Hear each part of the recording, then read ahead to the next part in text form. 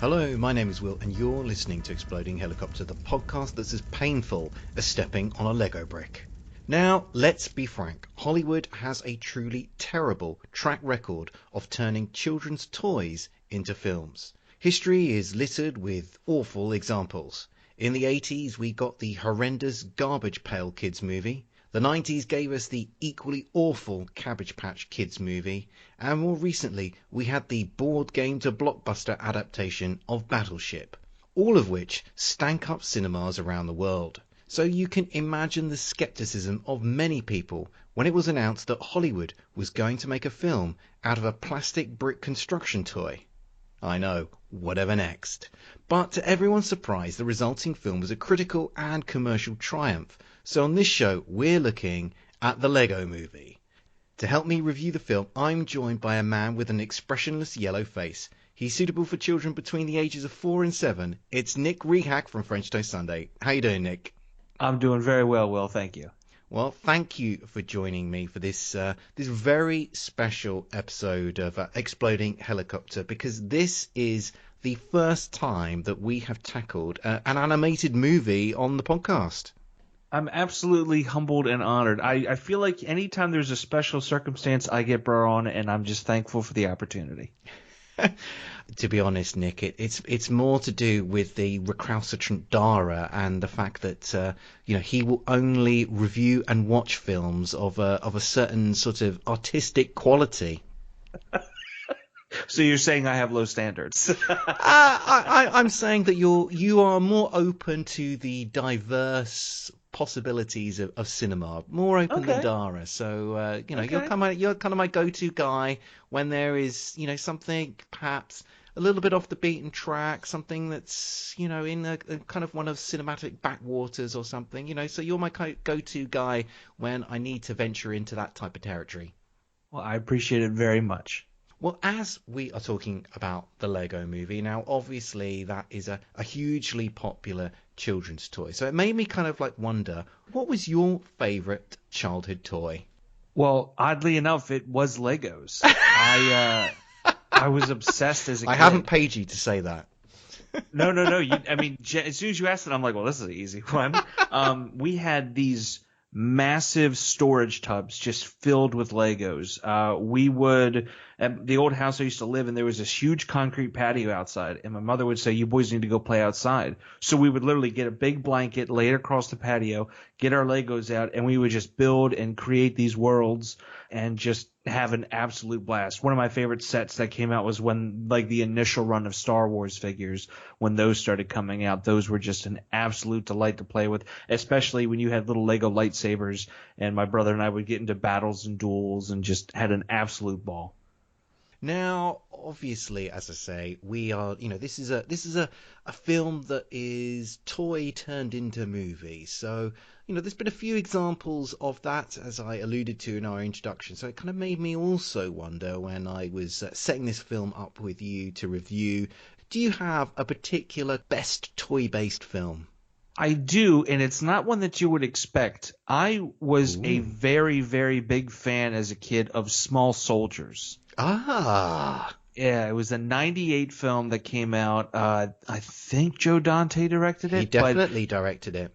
It wasn't one of those like typical, we're going to take G.I. Joe and make them a thing, or Transformers make them a thing. It were kind of like their own little – they were kind of based on G.I. Joe, sure, but it was its very own thing just for the film. And it might have been the animation style. I don't know what it was, but it just like grabbed my attention. And for some reason, I have this weird fascination with Kevin Dunn. And anytime he's in something, I'm just there. I'm for it. Ah. Well, you know what, Nick? How would you like to review Small Soldiers for the Exploding Helicopter podcast? You just give me the date and I'm there. Well, because I don't know how well you remember the movie, but that film does have an exploding toy helicopter in it. It unfortunately has been some time since I've seen it, but as soon as you said a toy-based film, I'm like, oh, I know exactly. Forget Toy Story. That's the obvious one, right? And the name Small Soldiers is where I was. I don't know what it is about the movie, but I find myself constantly going to that as a kid and watching it, almost as much as I would watch Godzilla movies. Well, I think we're going to book ourselves in for a review of that film because it is one that I have been meaning to get around to reviewing. So I think we've just bumped that up the list of films to tackle. Absolutely excited. Okay, I think it's time to get stuck into the Lego Movie. So where's the trailer when you need it?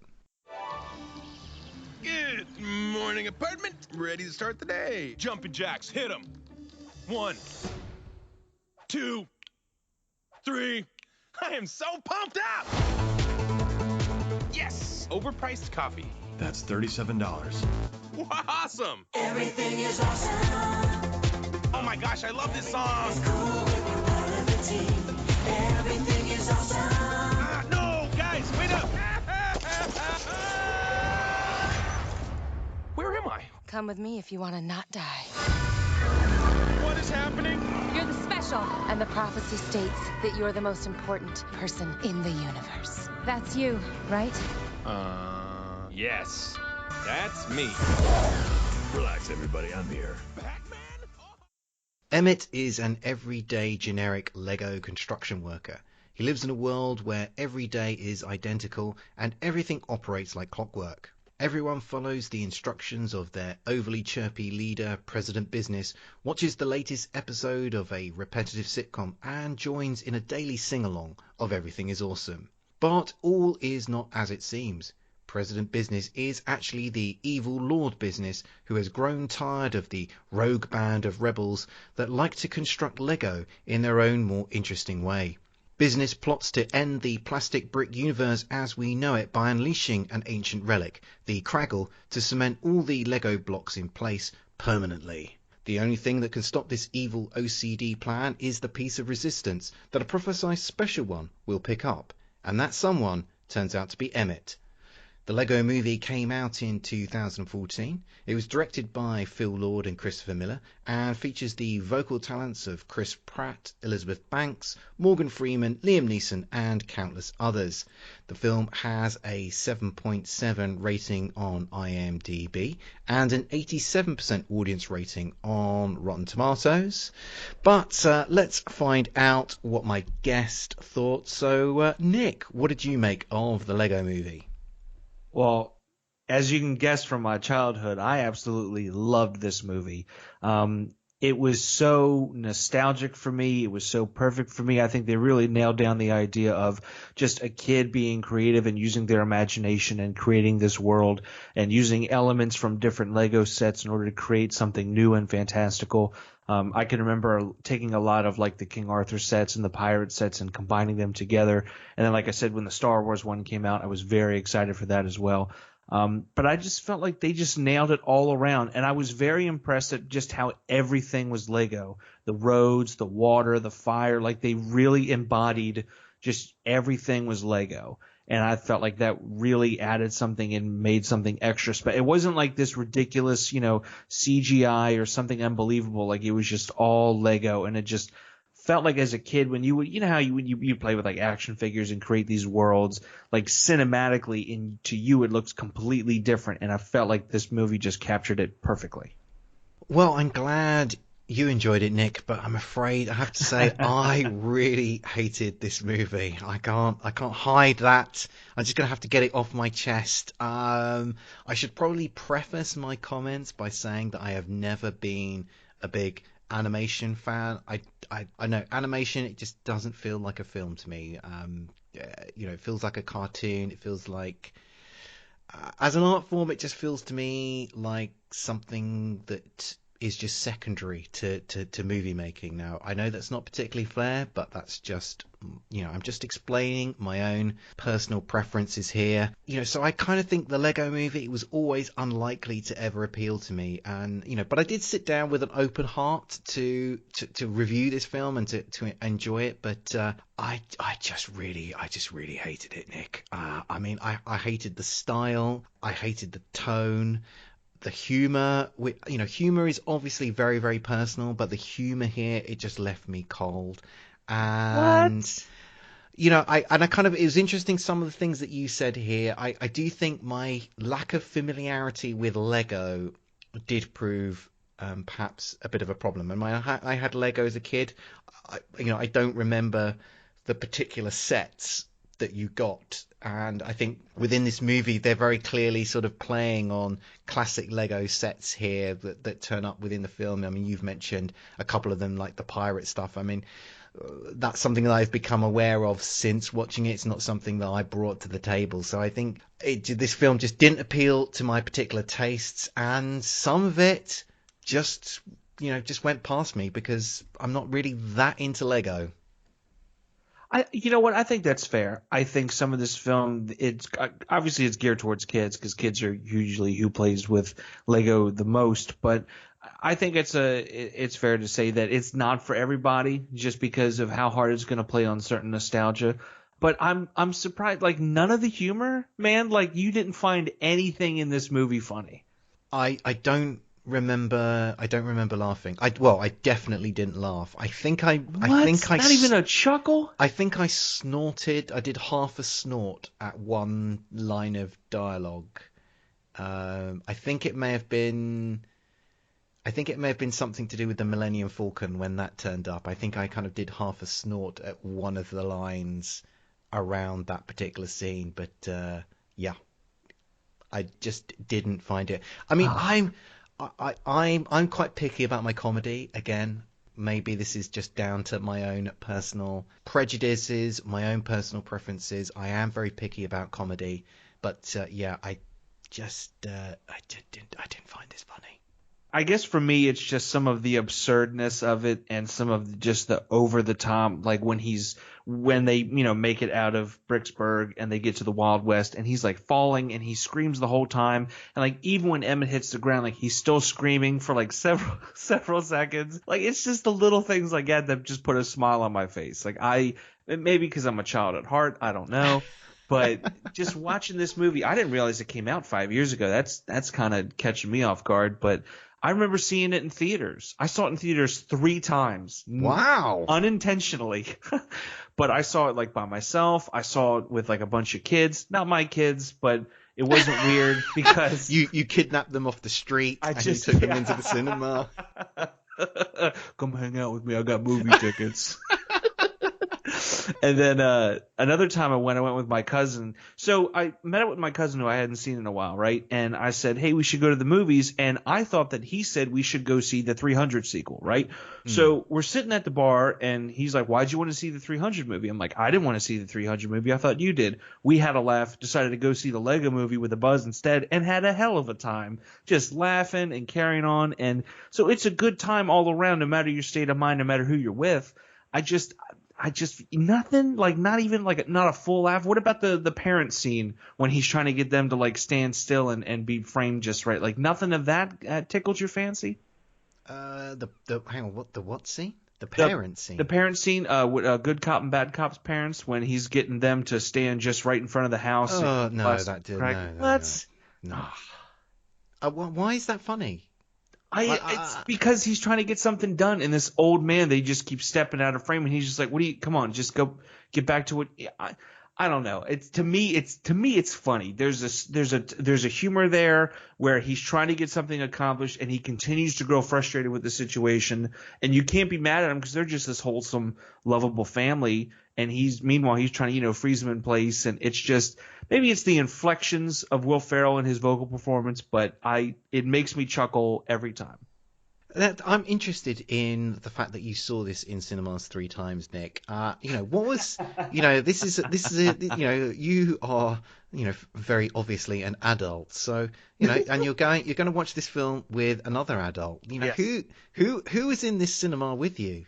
Well, the first time it was just me, and I went, I think it was after work or something like that. It was a viewing where it was just me and like a couple other random people. I really enjoyed it. I happened to be with some friends, and we went to see one movie, but we had to bail on it and go end up seeing something else, and it ended up being a Lego movie. They thought it would be ironic to see it, and I'm like, well, actually, I kind of enjoy it. So we went and saw that in 3D, actually. And then, like I said, the third time, my cousin and I had a couple beers and then decided to go see it. So, I'm thinking more about the wider demographic of the cinema audience that was in there. oh, the people that were in there. So, Yeah, the so it's, first, was it just you and a bunch of kids? the second one was. There was a lot of kids because it was like a Saturday afternoon, so there were a lot of kids there, and they had a great time with it. They like behaved really well, and they were just like, oh, a lot of like, oh man, oh wow, stuff like that. Obviously, a lot of laughter, some laughter from me and like no one else for certain scenes, which is very typical of like certain comedies and stuff. So there's definitely a lot of that quote unquote humor for parents versus humor for kids kind of things, little winks and nods. But yeah, it was a varied group. And how was that experience? Because it kind of reminds me of, some years ago when I went to see Mean Girls in the cinema because, I'm interested in teen movies. I've got a massive soft spot for that type of cinema. Now, I went in to watch that film. I was on my own and I went in there, as a grown man, and I was in there with a bunch of essentially teenage girls, and it made it for a distinctly uncomfortable experience because I was very conscious that I'm an adult male in a cinema full of largely teenage girls. See, I guess because I just didn't even think about it. I just said, I'm here to see a movie. I'm here to have a good time and laugh, and I'm just laughing and I'm enjoying myself. And if someone has a problem with that, then they need a little bit more joy in their life because it's literally a movie with Lego people. Anybody could do this. You literally just take a picture, move the character a little bit more, take another picture and put it together. Anybody could have done this, but a big Hollywood studio threw millions of dollars at this and put it together, and it's just pushing whimsy and letting this goodness and wonderment fill the screen. And why not just laugh at it? It's Legos. We're literally watching Lego people run around and do all these fantastical things. How do you not get lost in that world? Well, for me, it was very easy not to get lost in that world. I wanted to exit that world as soon as possible. I had all my escape routes planned for my exit from that particular world. But let's talk a little bit about the animation, I guess here. And I will, as I've already said, I'm not a big animation person, so I will, I'm perhaps not.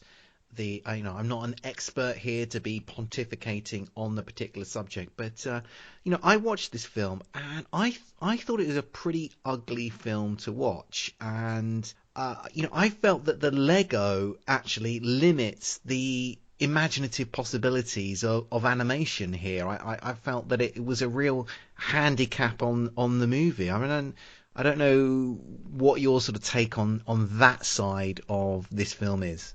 See, I kind of disagree. I think it helped the film, if anything, find an identity and stay true to itself. I mean, when they talk about scenes where, they're holding hands and you got these little claws like kind of fitting into each other, that's funny to me. They're supposed to usually you see interlocking fingers or something, but instead it's just these two little pieces just kind of touching together. Like, okay, that's goofy. And then just the idea of like the water itself is just like these blue plates and blue pieces coming up and down. The fire is legitimately little plastic fire pieces that they used to have in the kits. The only real thing you wouldn't normally see is anytime there's like lights coming from something, obviously they're illuminating versus the other ones where it's just colored plastic. The faces were kind of weird sometimes, but I mean, they obviously can only animate so much with the faces, and obviously they have to talk and show communication because it'd be weird to just have like a face staring at you the whole time.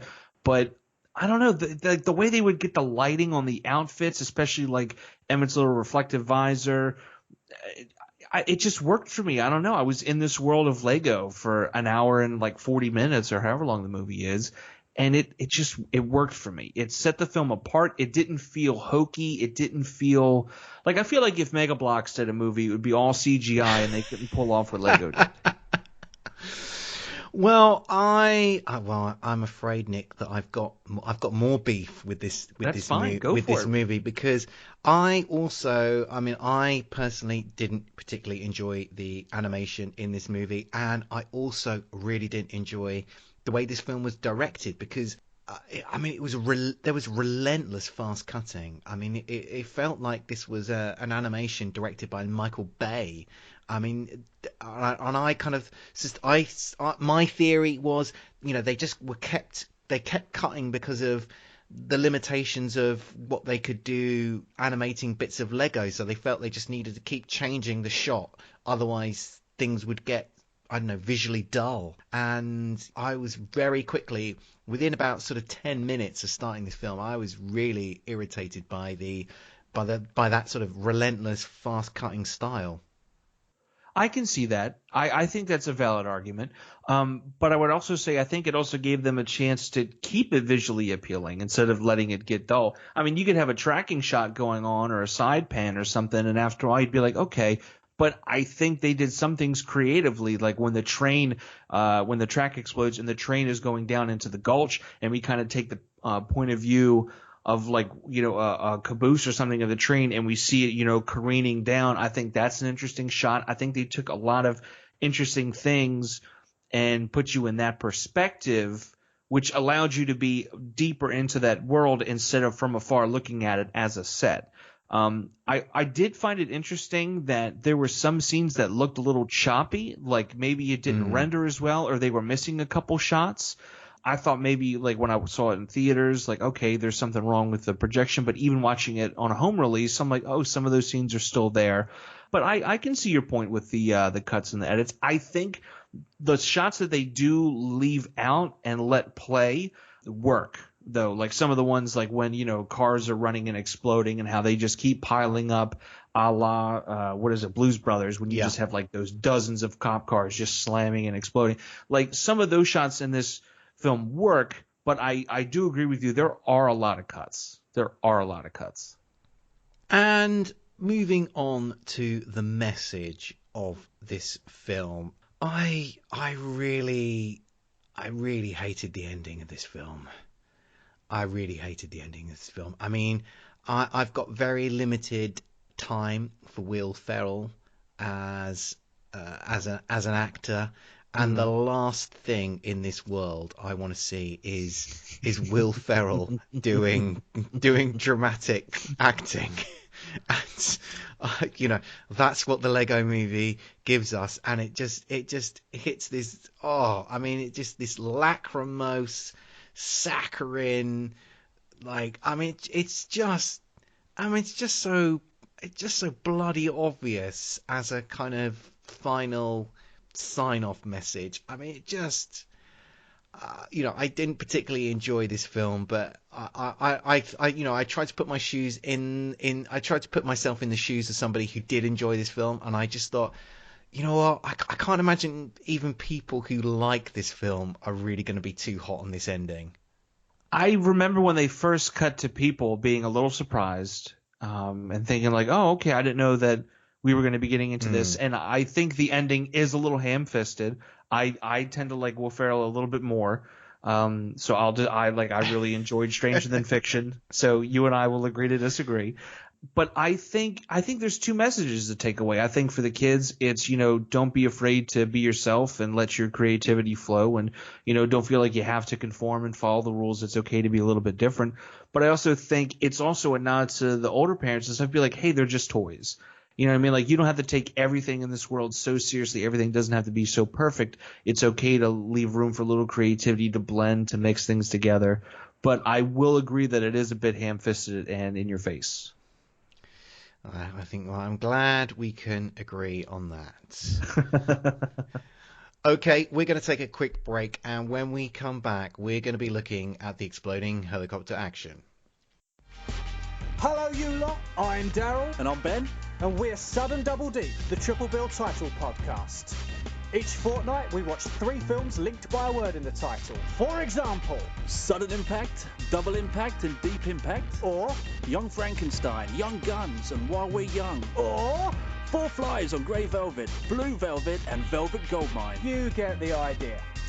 If you're into finding links between weird triple bills, taking pot shots at terrible movies, and listening to 2 film fanatics bicker, then we've the show for you. Search for Sudden Double Deep on iTunes, Stitcher, and all good podcatchers, and find us on Twitter at SDD Film Podcast. That's SDD Film Podcast. Thank you very much. We're back, and now we're looking at the exploding helicopter action. The chopper fireball occurs when Emmett is pursued by Bad Cop's police squadron. Making for what appears to be the edge of their world, a big wall, it seems there's nowhere to escape. But wait, a gateway appears just at the right time for the escapees to speed through. It quickly closes, with the pursuing cars smashing into the wall. A moment later, a police helicopter crashes into the wall before falling on top of the cars, causing a smattering of flaming wreckage. Nick, what did you make of the exploding helicopter action? I was excited but underwhelmed. I was excited because rarely do you get an exploding helicopter so early in a film. I feel like for the most part when I watch some of the films that, for this program in order to recommend them, or just in general, you tend to get them towards the climax of the film. It's a big set piece. It tends to explode. They're putting a little bit more money into it, so they're definitely going to save it for later. Whereas this, we get it, I think, right up front, about like 15, 20 minutes in. Yeah. But then I felt a little underwhelmed because it just kind of lights on fire. It hits this wall, falls down, and then everything bursts into flames. Which, okay, but I kind of want a little bit more. What exactly? I don't know. I don't know if that means parts and pieces are going to go flying everywhere. I'm not sure exactly what more I would have wanted. I just know I wanted more from it. Well, I agree with you, and I think in terms of what more I would have wanted from it, I would have wanted to have seen the bricks, shatter outwards in a kind of plume of exploding plastic. I think that I would have liked to have seen that. I think in terms of the exploding helicopter action in this. But yeah, I would agree. This is somewhat underwhelming, and perhaps it's the limitations of Lego as a medium, which is behind the fact that we don't get to see, sadly, a better exploding helicopter here. And I really thought we would get one too, especially for the last, I guess, 20 minutes or so, 15, 20 minutes or so of the film where there's the big, city invasion. I thought we'd see a lot more of that, but we don't, and it's a little disappointing. However, this scene does lead into one of my favorite moments of the film. Obviously, Bad Cop arrives, and he's really mad, and one of his crony brings over a chair for him to kick around, and this other guy sees what's going on, and he runs off into the distance, and he happens to throw it just right, and it nails him in the distance. And I don't know, it's one of those almost like Bugs Bunny and Wile E. Coyote and Roadrunner, or even Bugs Bunny when he stepped in for that one random episode, and Wile E. Coyote. Like, it just seems like so random and one-off and absurd. Like, I love something like that. Well, this is the first film that we have reviewed on the Exploding Helicopter podcast that is an animation that features a chopper, a fireball, but it's not actually the first animated film to include an exploding helicopter. There have been some previous examples in the past, Nick. I don't know if you are aware of them already. I'm not, but if I had to guess, I feel like maybe Fritz the Cat had like a weird Vietnam flashback and there was an explosion there or something. I hadn't thought of that. I might have to go and investigate, because if that is a memory that you actually trust and believe in, then I definitely need to explore that. But I mean, it sounds like something that's possible. But have you watched The Incredibles, Nick? Oh yeah, handful of times. Well, I mean that features an animated exploding helicopter, as does, I think it's a DreamWorks production. There was an animation from a little while back now called Monsters vs. Aliens, which was a sort of pastiche of 1950s sci-fi movies. I don't know if that one's been on your radar as well. I think that's the one where like Seth Rogen's a blob, and then what's her name? Oh, she's blonde. She was just in Wild, Sweet Home Alabama.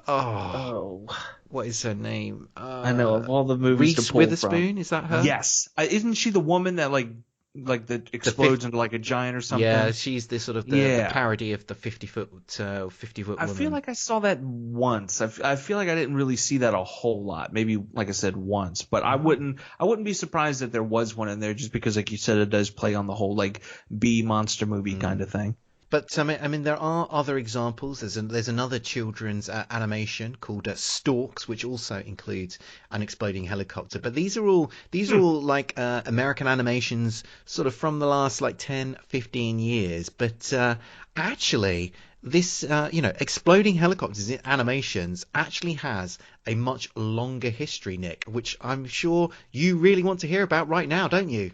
Absolutely.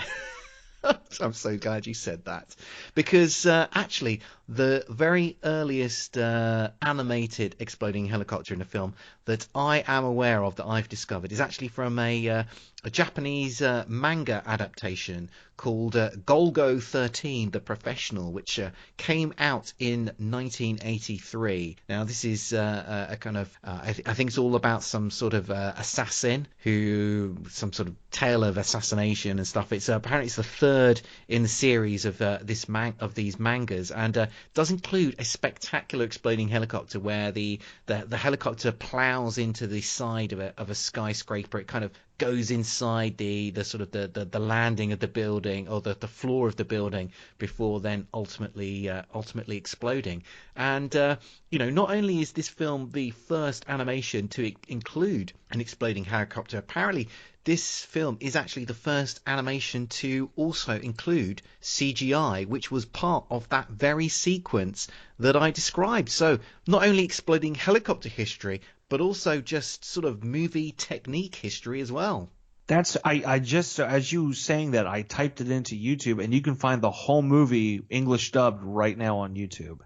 Don't worry, Nick. It is on my radar to review, so I may well be dialing you up once again to tackle that film, because I think it's one we definitely need to analyze, scrutinize, and get it within the canon of the Chopper Fireball. This looks fascinating. As I'm clicking through, there is an awful lot of nudity that I was not expecting. You can show this on YouTube? Goodness, I'm sorry. Yeah, we better get to it before some sort of takedown notices. Wouldn't I be surprised? Yeah, but in terms of Japanese manga, anime type stuff, have you seen Akira, Nick? I love Akira. I was very fortunate when I was living in New Orleans. They had a big anime style festival, and I was able to catch it on the big screen and was just blown away about how gorgeous it is. Well, that too features an exploding helicopter, and nice. I think it's interesting. Obviously, I think Japanese animation has much more of a track history of tackling more adult fare. So I wonder if that is what lies behind the fact that they were including exploding helicopters in their animations, decades before Hollywood got round to it. I can see that, and I think with Hollywood, especially in America being, I hate to say it this way, but more of a Christian-based nation, if you will, they're obviously going to pull back on some things like violence and sexuality, but slowly but surely we're seeing more and more of that kind of eke in. And with cartoons, they can kind of push the envelope a little bit more, just because it is cartoonish. It's, wild colors and fantastical. And yeah, we might see an explosion, but we'll always see the characters come out unscathed, and they're fine, never any death like you would see in a Japanese animation, where they tend to get pretty gruesome. You know what, Nick? You've made, or you've suggested an interesting point there. Do you think there's a correlation between, in terms of America, do you think there's a correlation between godlessness in your country and the amount of exploding helicopters? I would be really interested to see, especially if they have like these big waves, like, if atheism was on the rise, did we see an increase in exploding helicopters, It is probably, the increase in exploding helicopters is probably a sign of the end of days. Yeah, like, when Jimmy Swaggart came out with his whole thing, and he was saying, yeah, it was with a prostitute. Did we get an uptick in exploding helicopters? That's a deep cut. I bet you did not expect to hear the name Jimmy Swaggart on a podcast about the Lego Movie. Well, it's we touch a lot of bases on this podcast, so we sure do. We're free to go in whatever direction suits us. So let's talk about these cable TV evangelists. Absolutely. Let's talk about Benny Hinn. Let's talk about what's her name? She's got like a beehive haircut, ruby red lipstick. I can't think of her name, but let's talk about her as well. Well, you sound enthusiastic to talk about it, Nick, but you know what? I suspect our listeners, they're already indulging us by listening to us talk about these films and to talk about exploding helicopters. So I think, as much as I love a digression, we probably better steer clear of that one. So Understood. We can maybe we'll do a spin-off podcast. Something to do with religion and exploding helicopters. Or you know what, Nick? I think that's unlikely to happen. So I don't want to get your hopes up. I don't want to get. I understand. I raised them up. I'm dashing them down now. Just short-term. What pain, a roller coaster. Short-term. What a roller coaster. Short-term pain for long-term gain. Look, I'm doing you a favor, man. Let's just cut that off now. Understood. Okay, well, I think we are rapidly losing the thread on this podcast, so I think that is a sign to wrap things up on this episode of the Exploding Helicopter Podcast. Nick, many thanks for joining me once again. Do you want to capitalize on the excitement you've generated in our audience and pimp out your stuff?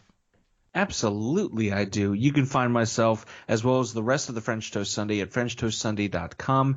Podcast episodes show up when they show up. You can find them wherever you get your podcast. Recently, I was a guest on the Mad, Bad, Downright Strange showcase hosted by Elwood Jones. Check out that episode. We talked about Videodrone, where I thought I've seen it before. Turns out I've never seen it before, and it led for a very interesting conversation. As always, don't forget to check out the Exploding Helicopter website, and if you're still trying to fill that God-shaped hole in your life, we're on Instagram, Facebook, Tumblr, other places. We'll be back soon, but until then, keep watching the skies for those exploding helicopters.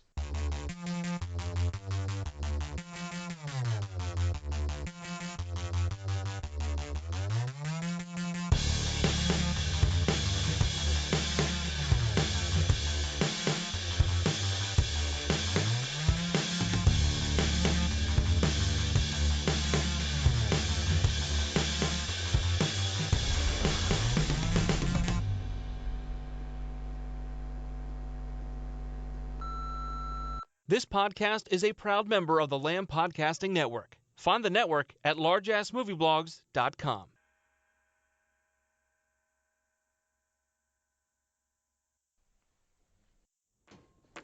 Yeah, but according to your precious instructions, this ship needs a hyperdrive. We don't have that part. Maybe we could find one. What do you think? A spaceship is just gonna appear out of the blue? Are you kidding me? The same bit?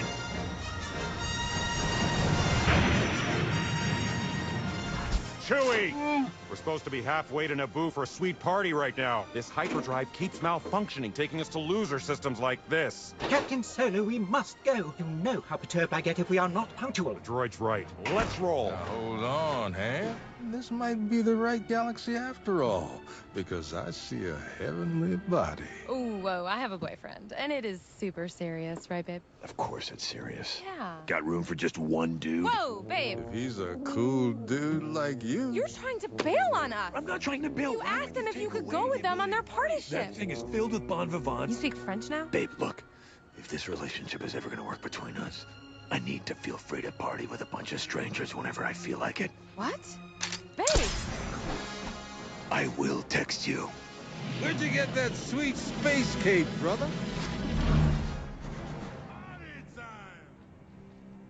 Babe.